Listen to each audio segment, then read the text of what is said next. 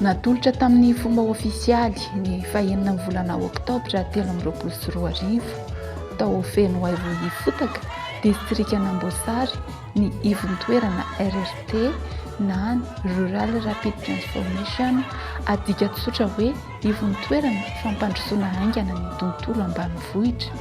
Fotoana izay notarina Andriamatoa Ramilisan Ashfid ministra ny fambolena sy ny fiompiana. Andriamatoa mahatany tety sy manao raty Paubert ministra ny jony sy ny toe-karena manga, ny solitena maharitry ny PAM eto Madagasikara Ramatoa Pascaline Disirio ary ireo manam-pahefana sy manam-boninahitra isan-tsokajiny avy ao amin'ny toerana sy avy ao amin'ny fitondram-panjakana.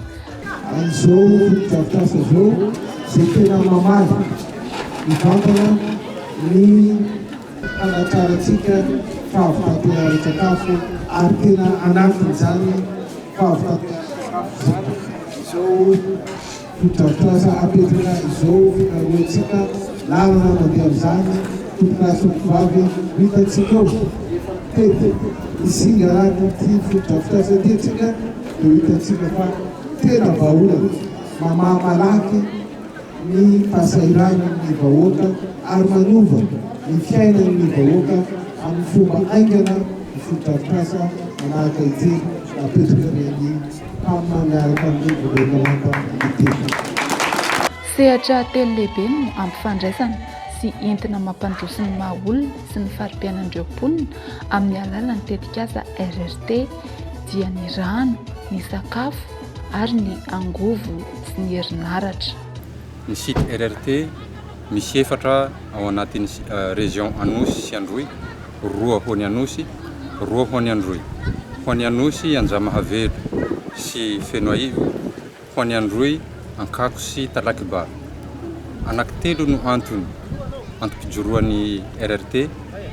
Hampandroso ny tanàna anankiray dia mila manana jiro, herinaratra, manana rano ary afaka mamboly. No io antony io no nahatonga ny panneau solaire izay mamokatra courant 25 kW izay